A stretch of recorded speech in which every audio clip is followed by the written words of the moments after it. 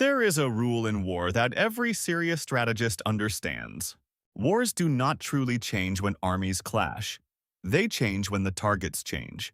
When a conflict moves beyond military bases and begins striking the infrastructure that keeps nations alive, energy, leadership, alliances, the nature of the war transforms. It stops being a battlefield campaign. It becomes a struggle over the architecture of the international system itself. That moment may have arrived during the first week of March. In the span of a few days, the conflict between the United States, Israel, and Iran crossed several thresholds at once. Energy infrastructure began burning. Ballistic missiles struck deep strategic targets. Oil markets surged. Diplomatic alliances began to fracture. And perhaps most dangerously, the information environment surrounding the war began to collapse into uncertainty. Because in modern conflicts, the war is not fought only with missiles and aircraft. It is fought with narratives, economic pressure, alliance management, and psychological leverage. What we are witnessing now is not just another regional war. It is the convergence of military escalation, economic disruption, and geopolitical rivalry. And its consequences may reshape the global balance of power far beyond the Middle East. The turning point began with a strategic escalation. After more than a week of airstrikes targeting military installations, missile facilities, and command centers, U.S. and Israeli forces expanded their bombing campaign to include something far more sensitive: Iran's energy infrastructure. Oil storage facilities and fuel depots near Tehran became targets. Satellite imagery and international reporting showed massive fires rising above southern districts of the Iranian capital. For the first time since the conflict began, the war had crossed into the economic bloodstream of the region. Energy infrastructure is rarely attacked casually. Oil refineries, pipelines, and storage facilities represent national lifelines. Striking them signals a willingness to impose economic damage that can ripple through the global system. For Israel and the United States, the message appeared clear. Iran's ability to finance war would be directly threatened. But within hours, Iran responded in a way that revealed its own strategic calculation. Iran's Islamic Revolutionary Guard Corps announced that it had launched ballistic missiles toward northern Israel. The target was not symbolic. It was strategic. The Haifa refinery complex, operated by Israel's largest energy company, sits along the Mediterranean coast and processes a large portion of Israel's domestic fuel supply. Air raid sirens echoed across Haifa as missiles approached.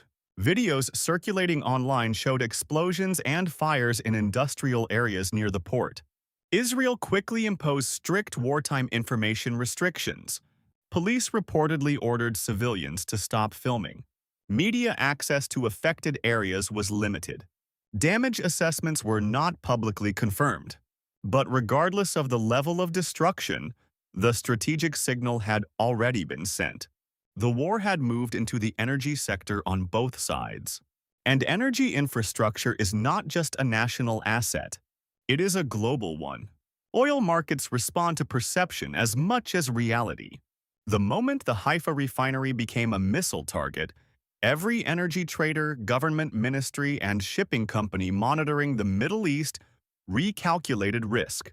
Energy infrastructure in wartime is rarely attacked in isolation. It signals a willingness to escalate. Within days, oil prices surged past $120 per barrel. Shipping insurers raised risk premiums for tankers entering the Persian Gulf. Commercial vessels began avoiding certain transit routes. The Strait of Hormuz, one of the most critical energy choke points in the world, suddenly appeared more fragile than it had in years. Energy ministers across Europe and Asia began quietly discussing emergency supply scenarios. Because if the war expanded into the Gulf's production infrastructure, the consequences would extend far beyond the region. They would ripple through the entire global economy. What appears chaotic on the surface may in fact follow a deliberate plan. Iranian military doctrine for confronting technologically superior adversaries has evolved over decades. It is based on phased escalation. The first phase absorbs initial strikes. The second phase systematically probes and degrades the enemy's defensive systems, air defense networks, radar systems, missile interception capabilities. Only after those defenses are tested and weakened does the third phase begin. Targeting strategic infrastructure. In the first week of the war, Iran launched hundreds of missiles and thousands of drones across the region. Each strike served a purpose beyond damage. It generated data, reaction times, interception rates, radar coverage gaps. Once enough data had been gathered, more precise strikes could follow. The attack on the Haifa refinery may have represented the first demonstration of that shift. But missiles are only one battlefield. Another front opened in the information domain.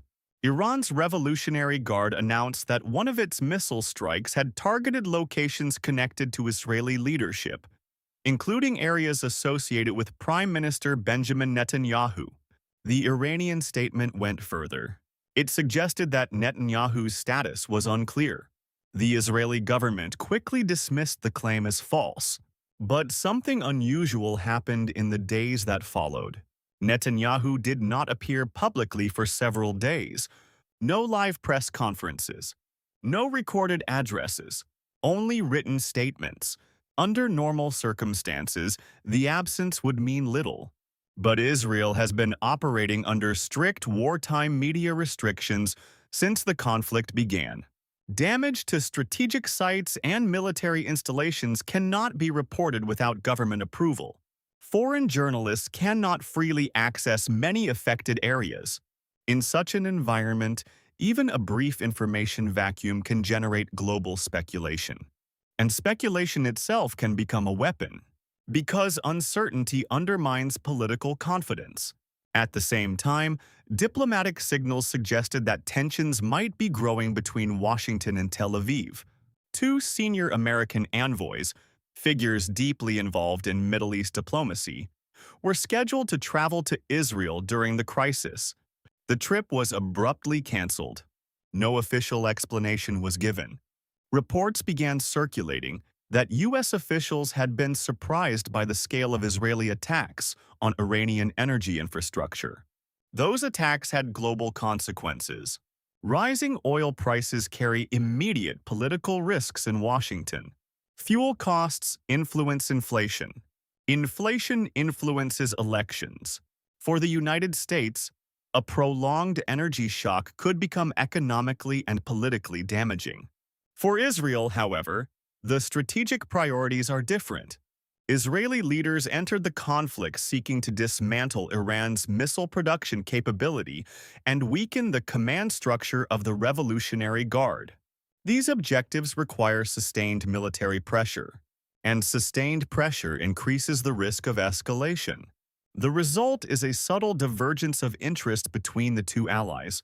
One wants a decisive military outcome. The other increasingly needs a controlled exit. Other powers are watching closely. Russia has quietly urged Washington to end the conflict, not out of concern for American interests, but because prolonged instability in the Middle East strengthens Moscow's strategic position. Higher energy prices benefit Russian exports. Extended U.S. military commitments divert attention from Europe. China's calculations are equally pragmatic. Chinese components continue to appear in Iranian drone systems. Beijing has avoided direct confrontation with the United States while maintaining economic relationships across the Gulf. Meanwhile, Gulf Arab states are facing their own dilemma.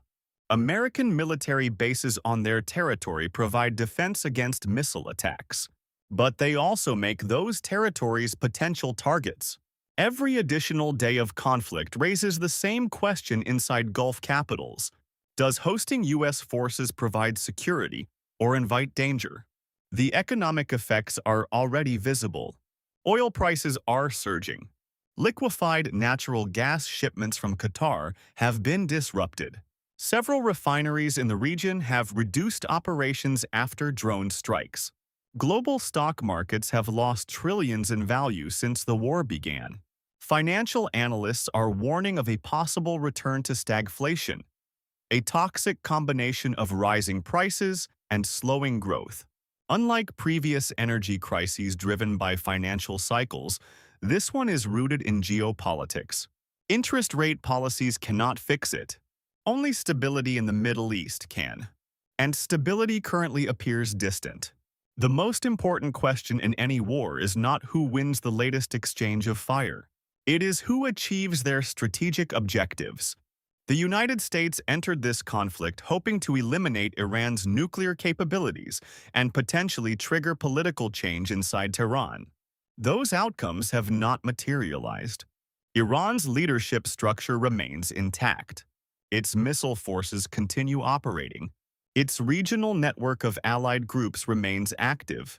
Israel's objectives are also far from complete. Missile strikes continue. Air defenses remain under pressure, and the broader regional environment is becoming increasingly unstable. Meanwhile, Iran appears prepared for a long confrontation.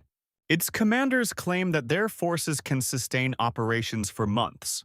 Its missile network is distributed across multiple regions, and its strategy increasingly focuses on political fragmentation among its adversaries.